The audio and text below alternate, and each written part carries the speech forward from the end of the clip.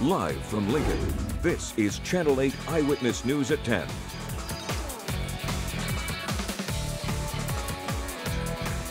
And we're all just going to tell our stories and just lay it out to him and say, we need a cure.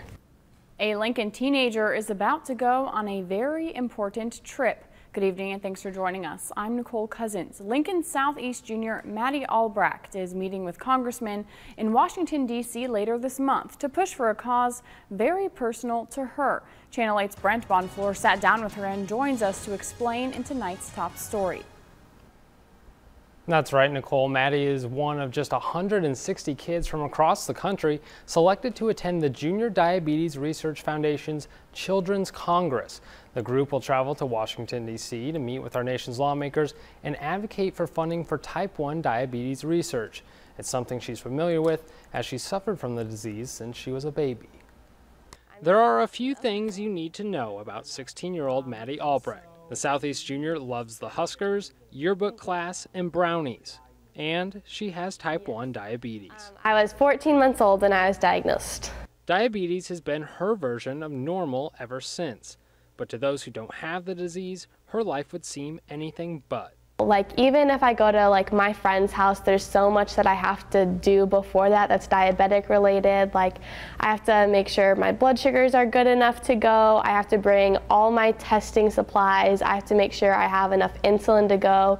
And if I don't, I have to change my insulin pump site before I go. I have to make sure I have enough test strips, make sure that I even know what they're eating and I know the carb counts for all of that. So it's a lot to just do one simple thing. Maddie is one of more than 1.2 million people living with type 1 in the U.S. She spent her young life advocating and raising awareness for it, which brings us to later this month, when she'll be joining 160 other kids in Washington, D.C. for meetings with our representatives and senators to urge them to vote to continue funding for the Special Diabetes Program. The program represents about 1/3 of the total federal dollars that go towards diabetes research, and it expires in September. For Maddie's parents, the trip represents a chance for their daughter to have a future free of the pain she's endured her whole life. She was just a tiny baby in the hospital, and we were looking at, babies have those cute little chubby thighs, and we had to give her those first shots, and she was a happy baby. And I couldn't do it at first.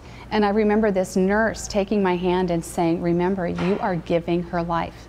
She might cry, she might fuss a bit, but what you're doing is you're saving her life every time you do this. And for Maddie, it's a step towards independence and a new normal. Being a diabetic for 15 years, I've known no other but to be a diabetic. I don't remember life before that, so one day I really hope that I could just live a normal life.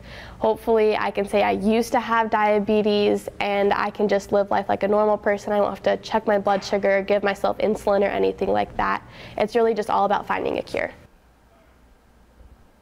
As you heard, there currently is no cure for type 1 diabetes. An estimated 110 people are diagnosed with the disease every day, and the U.S. spends nearly $300 billion a year on diabetes-related care.